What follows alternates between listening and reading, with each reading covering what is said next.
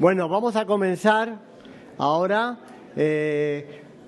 con la última ponencia. Estamos ya en el último tramo y ahora tenemos, como dijimos, recordamos al principio y dije en la presentación mía, que tendríamos hoy una parte también tan importante como tratar de la historia de España.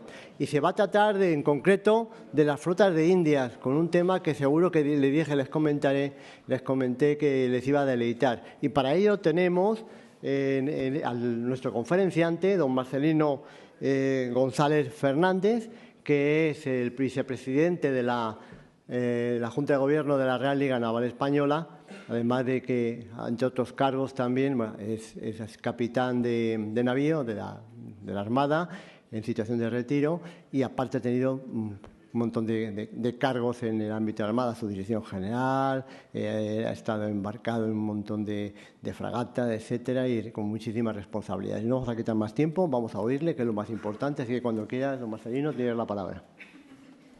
Muchas gracias, Javier. Bueno, señoras y señores, buenos días o buenas tardes a juicio de cada uno, a gusto del consumidor. Yo les voy a hablar de algo diferente de lo que se habló hasta este momento aquí, aunque con el mismo telón de fondo, la mar. Voy a hablar de las flotas de Indias. Al poco tiempo de descubrir América, Colón, pues se organizó entre España y América un tráfico enorme y un comercio enorme que se dio en llamar la Carrera de Indias, que por seguridad al poco tiempo se organizó en lo que se llama flotas de Indias, que es el tema de mi conferencia.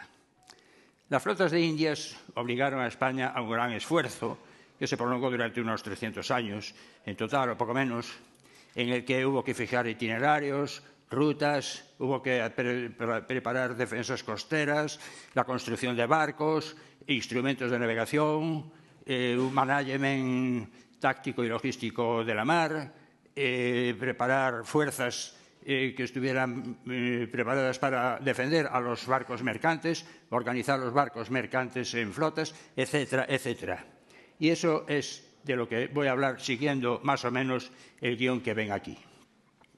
Voy a decir primeramente los barcos que iban, los principales puertos, qué navegaciones hacían, la organización en flotas, las armadas para su defensa, las rutas que seguían, las defensas que se organizaron, los cargamentos que podían llevar, las ferias que se organizaban, la vida a bordo de la gente, porque los realmente protagonistas aquí fueron las dotaciones, las tripulaciones y los pasajeros. Sin ellos, todo esto no servía para nada.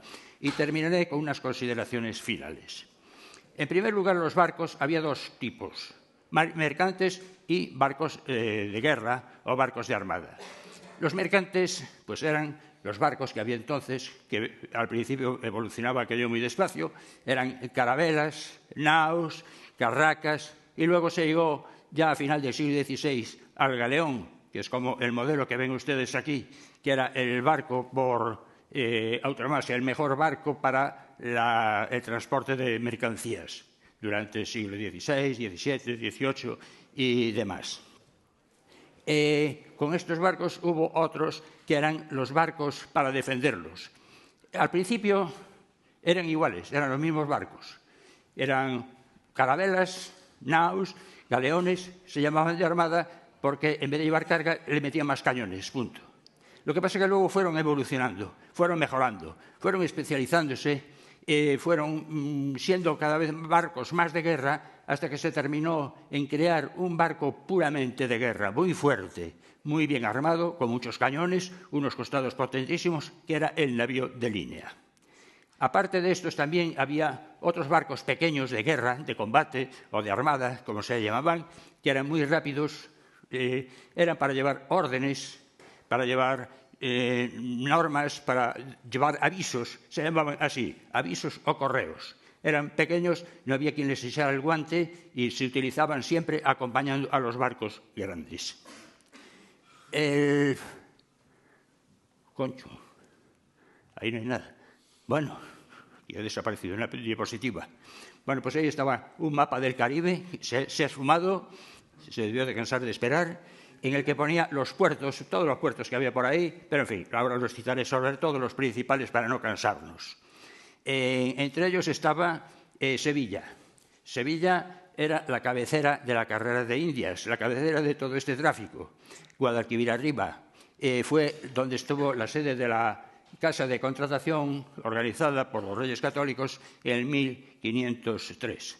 Y ahí estuvo mucho tiempo, hasta que se quedó pequeño el Guadalquivir, poco calado. Estaba la barra de Sanlúcar, los galeones fueron aumentando, estos barcos fueron cada vez más grandes y entonces hubo que llevarlo a Cádiz. En Cádiz fue cuando ya en 1717 se fue la Casa de Contratación para allí, se organizó el mismo tráfico, Sevilla ya desapareció de esto y ahí se mantuvo hasta que desapareció todo esto de las flotas de las que estoy hablando. Aparte, había otros puertos. Dios mío, esto es un desastre. Bueno, Veracruz, no sé qué pasa aquí. Pues era en un puerto de Nueva España. Yo no sé si vale la pena cargar la transparencia otra vez, porque no se ven las imágenes, algunas están fallando. Yo tengo la transparencia, tengo aquí la porque si esto va a ser así toda la conferencia.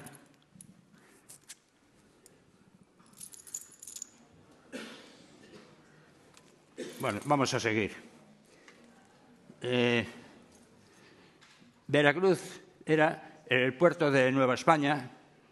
Perdone un momento. Voy a hacer una perspectiva. Bien, no vale la pena. Vamos a seguir como estaba. Vale. Veracruz era un puerto que estaba en que está en lo que se llamaba Nueva España, hoy México, y era la cabecera en el otro lado del mundo, en el otro lado del océano, de la carrera de Nueva España. Era el puerto de salida y además era el puerto de salida a Europa de las mercancías que llegaban con el galeón de Manila. Había otros que eran Cartagena de Indias en Colombia y Portobelo en Panamá, que eran el destino de la otra flota a la que me voy a referir, que era la de flota de tierra firme o flota de los galeones. Después estaba, como puerto importante, La Habana, que era donde esas dos flotas que acabo de citar al año siguiente se reunían ahí para desde ahí regresar a España. Estos barcos de la carrera de Indias al principio iban a su aire, cada uno a su bola, llegaban allí, hacían su comercio, se venían y punto. Carabelas y naus, que eran los primeros que había por allí. Pero muy pronto se vio que aparecieron los amigos de lo ajeno para echarles el guante y ya al poco tiempo, en 1513, ya se empezó a pensar en utilizar carabelas armadas. Hacia 1521 se dijo, todo este proceso fue cambiando continuamente. Yo voy a dar unos cuantos hitos para no eternizarlos. En 1521 se dijo que fuera mejor que navegaran en flotas, los barcos juntos para prestarse apoyo. Eso fue en 1521 y se vio que la medida era bastante acertada, aunque no salió muy bien la cosa, porque en el 1522, al año siguiente, el corsario italiano al servicio de Francia, Juan Florín, tuvo la suerte de echarle el guante a dos de los tres barcos que Hernán Cortés había mandado a España con tesoros de los mexicas de Nueva España. O sea, fue un verdadero pelotazo. Dos barcos cargados de tesoros, aquello fue la monda. Debía de dar para varias cenas con champán y marisco y demás. Y ahí se vio que ya los barcos tenían que protegerse, pero tenían que prestarse protección mutua. Se dijo que tenían que ir juntos, lo que se llama en conserva, ahora se sigue llamando así. Todos estos barcos, aunque fueran mercantes, llevaban algo de armamento, pero no eran como los de armada que iban armados hasta los topes. Pero iban todos juntos y ahí ya era más difícil que los piratas o que los corsarios los atacaran. Eso fue las órdenes. De todas formas, todos los barcos que salían en flotas de estas en conserva, había algunos espabilados que aprovechando la noche o aprovechando una tormenta se dispersaban y se iban zumbando para América, porque el primero que llegaba allí y que ya estaba una feria preparada, porque ya se sabía que venía la flota, era el primero en comprar o vender y hacía unos negocios redondos. Lo que pasa es que si se encontraba con algún corsario por el camino, podía llevarse un verdadero disgusto que le podía arruinar el negocio. La cuestión es que hacia mediados del siglo XVI ya se empezó a pensar en que esos barcos fueran en flotas, pero además dos flotas, una saliendo de Sevilla, unas en marzo y otras en junio, más o menos, con algún buque de guerra para darle escolta. En estas, Pedro Menéndez de Avilés, uno de los mejores marinos que tuvo España en el siglo XVI, también estuvo Álvaro de Bazán y otros, pero vamos, este era un hombre que además fue corsario al principio y demás, fue capitán general de flotas de estas. Se conocía el Caribe como la palma de la mano. Él viajó por allí, hizo unos memorándums, los presentó a la corte diciendo por dónde había que ir, cuáles eran los puntos focales mejores para proteger, etcétera, etcétera. Lo presentó a la corte y la corte gustó mucho. Y entonces se dijo que habría que seguir las normas de él. Por eso mucha gente y muchos libros dicen que el que inventó el tráfico en flotas fue Pedro Menéndez de Avilés. No, él no inventó nada. Lo que pasa es que con su experiencia mejoró, como otros lo habían mejorado, pero él mejoró francamente bien. Tanto es así que ya en 1561, por unas reales cédulas y ordenanzas, y años siguientes se dijo que ya fueron en flotas y se fue reglamentando cómo debían de ser esas flotas. Era el tráfico de flotas protegidas o convoyes anuales desde Sevilla. Dos, uno que iba a Nueva España, que era el que va por ahí hasta Veracruz, y el otro que iba a tierra firme, o la de los galeones, que es el que está más al sur, que iba a Cartagena de Indias y a Portobelo. Estas eran las dos flotas. Vamos a ver la primera. La primera salía de Sevilla, pues en primavera, pongamos, más o menos en los meses que ponen ahí. Cuando di alguna conferencia de estas, hubo regatistas y hubo gente que me dijo, oye, esos meses no valen y tal. Y dice, bueno, pero lo que hacían entonces. Ahora ya se sabe cómo es mucho, tal, pero ahí salían así. Salían así esos de que iban a Nueva España que es México hoy, para llegar a su destino antes de los ciclones estos que ustedes ven en la tele ahora en verano, que organizan unas ensaladas de cuidado. Esos barcos iban llegando, algunos iban a islas por ahí, por las Antillas y demás, pero la mayor parte iban hasta Veracruz. En Veracruz invernaban y luego, al año siguiente, para la vuelta, se iban a La Habana, en Cuba. Esa era la del norte. Estaba la otra, la que dije antes, que era la que salía de Sevilla en julio, agosto, septiembre, que era la que de tierra firme o galeones, para llegar a su destino después de las lluvias, después de la época de las lluvias en las que se producían enfermedades infecciosas que eran terribles. Este entraba en Cartagena de Indias, además de otros puertos, iba hasta Portobelo, en Panamá. Ahí hacía sus cosas, pero invernaba en Cartagena de Indias. Y después, al año siguiente, se iba a La Habana, se juntaban las dos y regresaban juntas. Bien, el mando, bueno, si ven aquí, ahí ven un esquema a la derecha, que verán hacia el oeste está en la proa la nau capitana, o la nave capitana. Ahí iba el capitán general, que era el que mandaba una de estas flotas. Y a popa, allí lo ponen en la parte superior derecha, la almiranta, que iba a popa. Este era el segundo. Después están los barcos mercantes, que son los que ven ahí de vela, y luego abajo a la derecha unos cuantos barcos de guerra. Ese solía ser, como era una formación de estas, una flota o convoy protegido. Repito que a proa iba el capitán general en la nau capitana. Se distinguía porque este barco era el único que llevaba a popa 3 faroles de noche. A popa iba el segundo de a bordo, el segundo del mando, almirante. Este se distinguía porque llevaba a popa 2 faroles, nada más, 2 faroles. Bien, vaya, pues sí que está muy bien. Bueno, pues vamos a ver cómo era, aquí se lo imaginan ustedes. La flota, cualquiera de estas 2 flotas, en bajar el Guadalquivir una semana, ir de Sanlúcar de Barrameda a Canarias de 10 a 12 días, y después el cruce del Atlántico hasta llegar a la altura de las Antillas, hasta llegar a la altura del Caribe, más o menos un mes. Ahí podía a veces coger encalmadas y demás, eso ya variaba. Después, ya en la zona de las Antillas y en la zona del Caribe y la zona del Golfo de México, esta era la zona más peligrosa, por las enfermedades tropicales, por los ciclones que podía haber, por los piratas, porque eso estaba lleno de islas, porque había muchos bajos, porque no estaba muy cartografiado, etcétera, etcétera. Como un promedio de Sevilla a Veracruz, que era el más largo, que es la ruta de arriba, podían tardar de 2 a 4 meses, un promedio de 3, pero este es muy aproximado. A veces cogían unas encalmadas enormes y tardaban mucho más, pero en fin, es por dar un dato. Como he dicho, estas dos flotas invernaban, una en Nueva España, en Veracruz, en la de Nueva España, y la otra invernaba en Cartagena de Indias. Y a la vuelta regresaban las dos e iban a La Habana y ahí empezaban el viaje juntos de regreso a España. De Veracruz a España podían durar de 2,5 a 7,5 meses.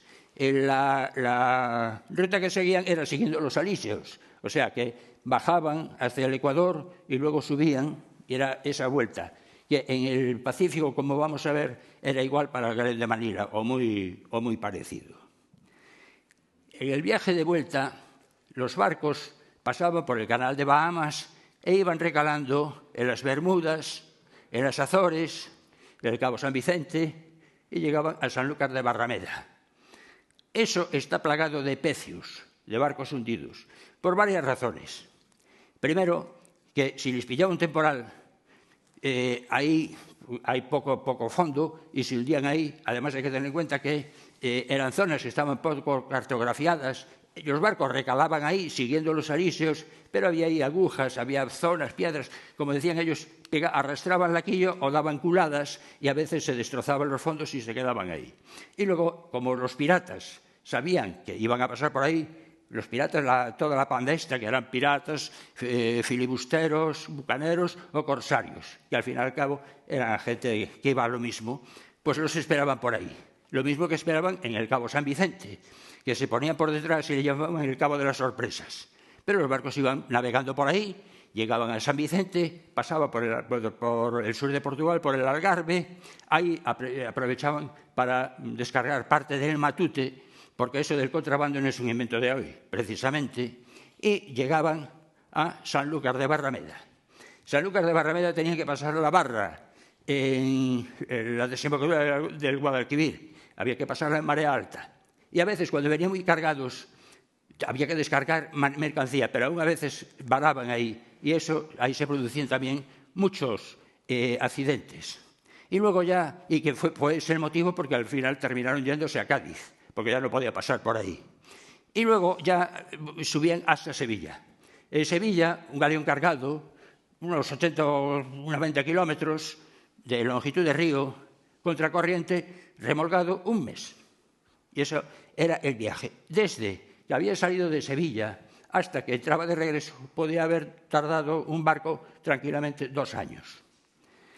Aparte de esto, pues había unas armadas.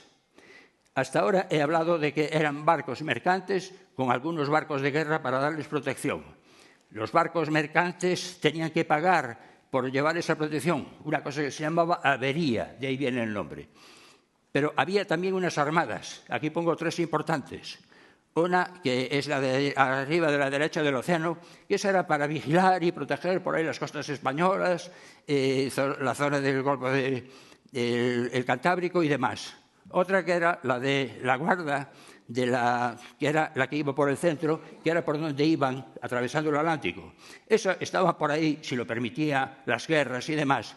Y si se suponía que por ahí estaban piratas esperando o para dar protección por esa zona. Y luego ya en el Caribe, que podían estar piratas ahí, los había muchos, ya había otra armada, que era la de Barlovento, que pues solían ser 4 barcos, 2 en alguna isla y otros 2 en tierra firme. Entonces, aquí hay 3 grupos de los que yo estoy hablando ahora que dan lugar a confusión y la gente se cree que es todo lo mismo.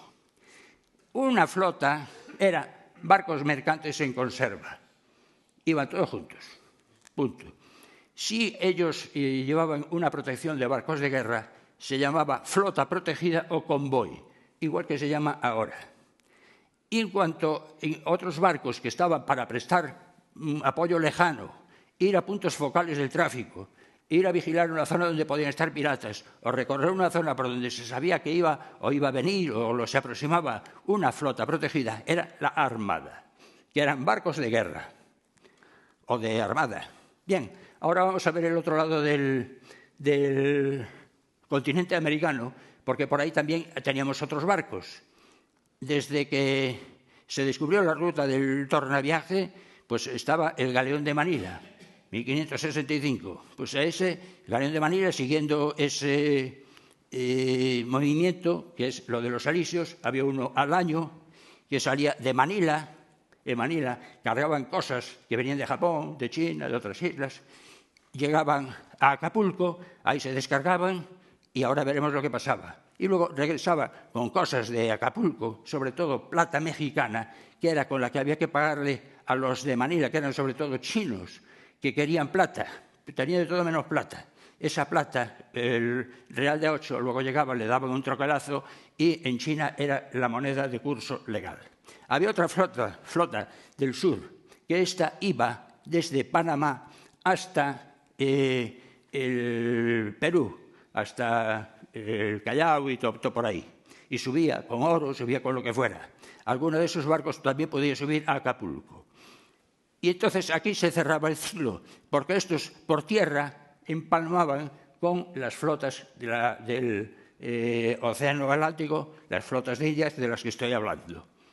En el norte, por ejemplo, esta es la flota de Nueva España y el galeón de Manila. Pues ahí lo tienen, galeón de Manila. Mercancías que venían de Manila, de Filipinas, de todo el Pacífico. Llegaban a Acapulco, pasaban por México, Puebla, Veracruz. Ahí se hacían ferias, ahora hablaré de ellas. Pero muchas mercancías embarcaban en la flota de Nueva España, pasaban por La Habana, llegaban a Sevilla y se iban a toda Europa. Y ahí llegaba, pues, lo que llegaba. El mantón de Manila famoso, que de Manila nada, de Manila porque llegaba de Manila, pero la seda, eso era chino. La porcelana, abanicos, lacas, orfebrería, marfil, de todo. Aparte de tinte, que había mucho, productos manufacturados, etc. Y luego se hacía a la vuelta igual, productos que venían de Flandes, iban por Sevilla, venían en la flota de Nueva España, hacían el viaje al revés, se embarcaban en el galeón de Manila y llegaban hasta Manila, y de Manila a China y de por ahí. Y así se cerraba el ciclo. Otro caso, otro tanto parecido, pasaba con la otra flota, la del Mar del Sur, que venía desde Perú, traía oro, traía lo que fuera, llegaba a Panamá, de Panamá por tierra hasta Portobelo. Nombre de Dios había estado al principio, pero era tan insano que se fueron a Portobelo. Claro que Portobelo tampoco era ninguna maravilla. Y de ahí a la carrera de Indias con la flota de los galeones y hacía lo mismo que la otra. Se juntaban en La Habana y para casa, para Europa. Y a la vuelta lo mismo. Esto eran las conexiones. Bien, para defender esto, como digo, había piratas por todos los lados, eran verdaderos tesoros los que venían a veces. Esto no era de extrañar que hubiera gente dispuesta a quedarse con ellos. En los caminos estaban fortificados y en los puertos, castillos por todos los lados. Hoy por hoy, muchos de esos castillos son ruinas, otros son una maravilla. Se conservan, son patrimonio de la humanidad por la UNESCO y está todo plagado de castillos, de defensas de costa, baterías de costa. España hizo un enorme esfuerzo para construir todo esto. Y vamos a ver qué llevaban esos y qué traían estos barcos. Pues traían y llevaban de todo. De España a América, personal. Iban colonos, había que colonizar, llevaban sacerdotes, llevaban soldados, llevaban funcionarios, porque recuerde que allí pues, se hicieron colonizaciones y se hicieron universidades, se hicieron hospitales, se hicieron escuelas y había que llevar toda la gente para manejar esto. Llevaban víveres, herramientas, vino que no falte. Y además vino de exportación y vino para consumo. Si un galeón o una nau, por un casual, no embarcaban suficiente vino o lo que sea, podía haber una sonada. O sea, ese barco a lo mejor no salía, porque la marinería podría pasar por cualquier cosa. Eran elementos de cuidado. Pero si no había vino, no salía. El vino que no falte. Herramientas, animales vivos, muchos para comer a bordo, algunos, otros para las granjas. Recuerde que los caballos de los indios y todo eso que se ve en las películas son descendientes de los caballos de naufragios españoles que se criaron por ahí, porque muchos se creen que en el territorio americano hubo caballos toda la vida. Y a la vuelta, y muchas otras cosas. Y a la vuelta, bueno, productos manufacturados también, encajes y cosas de Flandes o de donde fuera. Y a la vuelta, pues traían azúcar, piedras preciosas, la plata, el tinte. El tinte era muy importante, daba lugar hasta a guerras, porque se encontraron allí elementos para teñir ropa que era muy difícil. Y muchas otras cosas más. Una cosa que se llevaba también era el azogue. El azogue se llevaba de España, sobre todo a México, para el tratamiento de la plata. Bien, ahí se aprendió mucho sobre carga y descarga. El galeón, como este, pues aprendieron a cargarlos y descargarlos a toda rapidez y además con perfecto orden, con una logística muy estudiada. Había que cargarlo en el orden inverso de la descarga. Lo primero que se cargaba era lo último en descargar. Por otra parte, lo más pesado iba abajo, así que había que tener en cuenta. Si lo que era pesado iba más abajo, pero lo primero que descargar, había que estudiar muy bien dónde se descargaba y dónde se cargaba a bordo. Los barriles de agua, por ejemplo, iban al plan, abajo de todo, como todo lo pesado, porque para bajar el centro de gravedad, e iban de proa a popa, como si fueran como se organizan en una bodega. Los explosivos iban en zonas especiales muy protegidos. Lo otro iba en cajones, iba en cántaros, iba en cosas de cristal que iban forradas o de paja o de mimbre o de lo que fuera. Había cosas delicadas como podían ser sedas y cosas de esas que iban en sitios especiales. Los animales también se llevaban preparados. Ahí los carpinteros tenían que hacerle sus aposentos. Estos normalmente iban en la cubierta. Animales grandes como caballos o vacas iban de pie. Iban como los ven ahí ustedes. Una faja, la cabeza en un comedero y así iban todo el tiempo, de pie. Ahí dormían, ahí comían, ahí descomían y la gente dormía alrededor. Y se pueden ustedes imaginar qué maravilla de sitio. Y los cerdos le preparaban una cochiguera. Y los botes podían servir de gallineros. Se llevaban ovejas, cabras, todas esas cosas. En fin, y luego se organizaban las ferias. Al llegar a Acapulco, a pasar por Veracruz, México, pues, o Portobelo, se avisaba que viene la flota, que viene tal, vienen unas ferias. Pues ya se organizaban caravanas del norte y sur y de todos los lados a la feria. Y durante 10 días o 15 días se organizaban unas ferias enormes. Y luego llegaban los barcos, que podía ser el galeón de Manila por un lado, la flota de Nueva España por el otro, y en esas ferias había de todo. Debe de ser una maravilla. Se vendían cerámicas, porcelanas, sedas, bienes suntuarios, orfebrería, víveres, animales, era de todo. Y además ahí se llenaba de marchantes, comerciantes, compradores, vendedores, ambulantes, curiosos, gente que llevaba las sartenes de fritangadas, gente que llevaba aposentos portátiles para los que querían dormir, carteristas, prostitutas. Debía ser una pasada. 10 días, 2 semanas. Luego se iban y eso quedaba dueño de los verdaderos dueños del sitio. Podían ser las iguanas, cocodrilos, o bueno, caimanes, serpientes de cascabel, lo que hubiera, hasta la próxima feria. Volvían los pumas, los mapaches, lo que hubiera en la zona. Pero eran famosísimas estas ferias.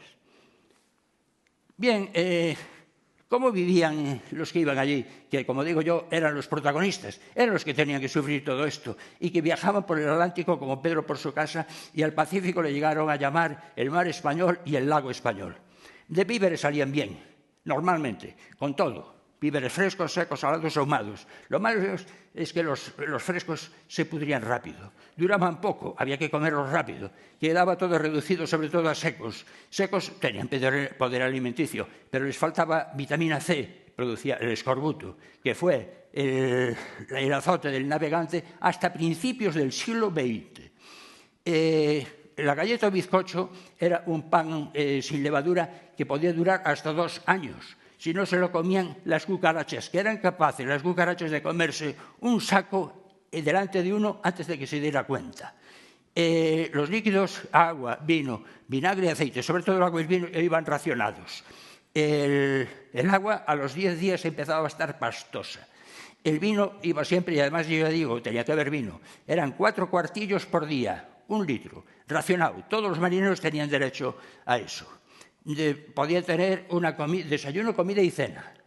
Que en tierra posiblemente nadie tenía, o la mayor parte de los que iban embarcados, si tenían en tierra posibilidad de comer una vez, ya se podían dar con canto los dientes.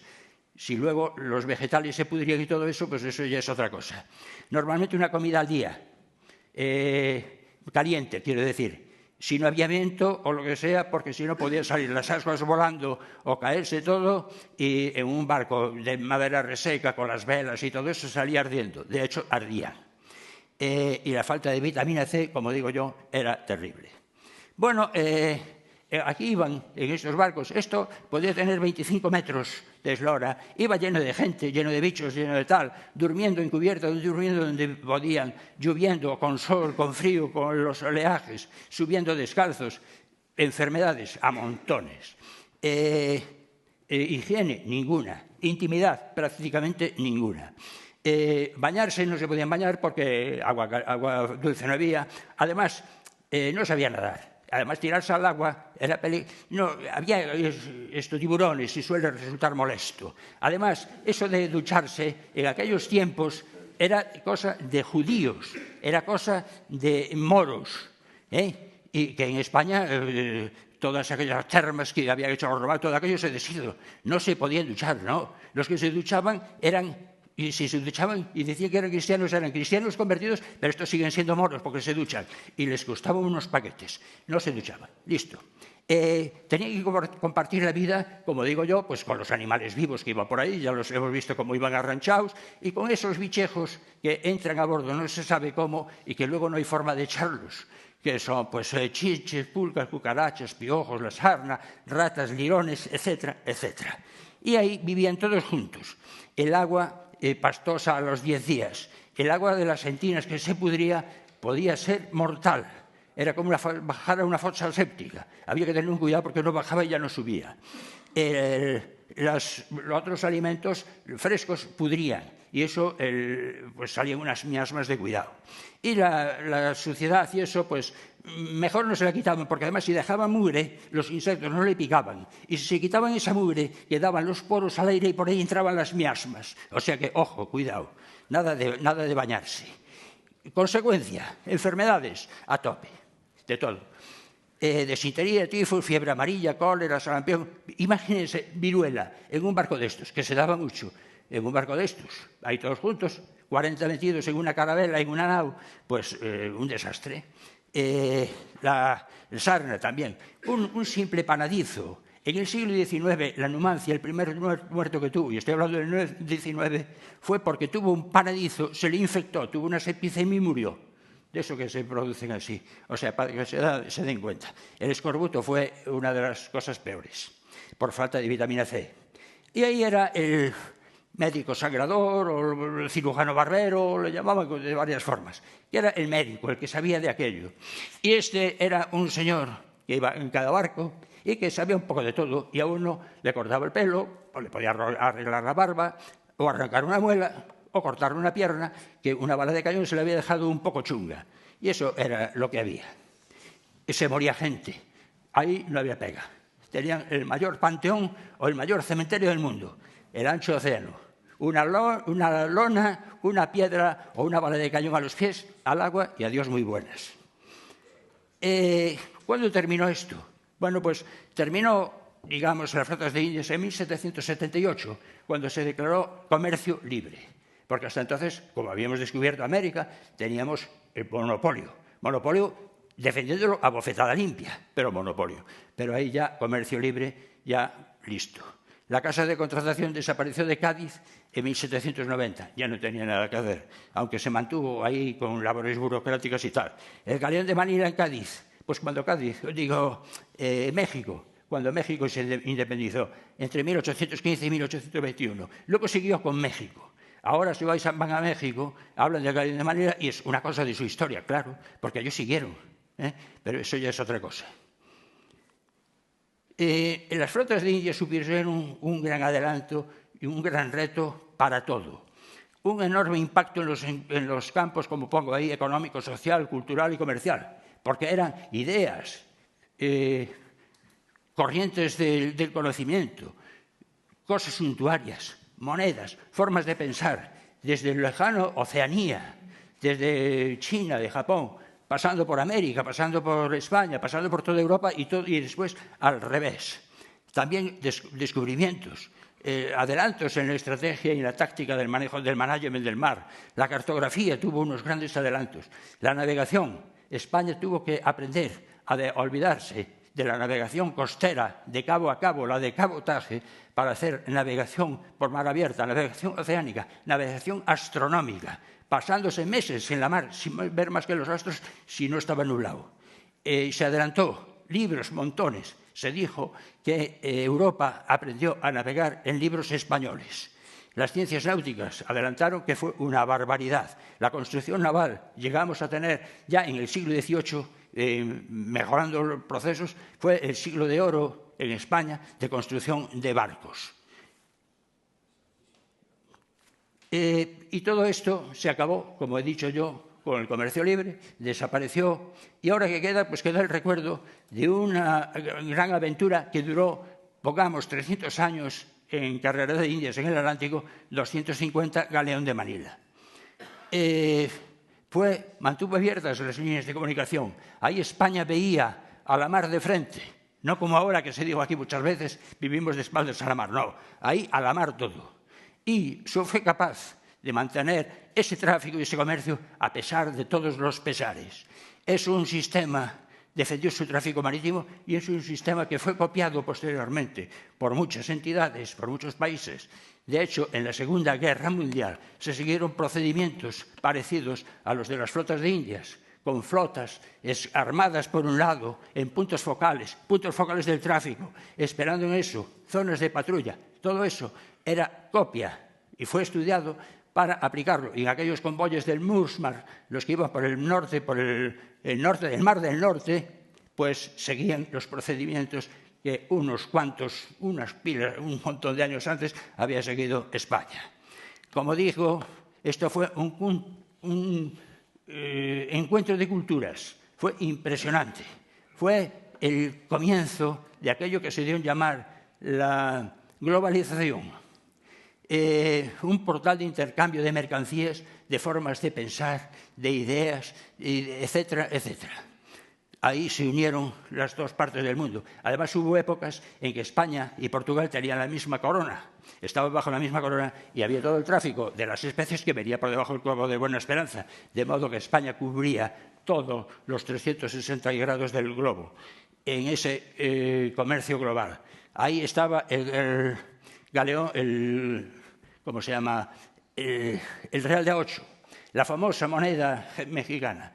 Ese real de A8 que lo ven abajo con las dos columnas de Hércules era el símbolo. Ese era el símbolo que usaba América, que eran dos palitos con una raya así, que vienen a recordar esas columnas de Hércules, que es al fin y al cabo el símbolo del dólar.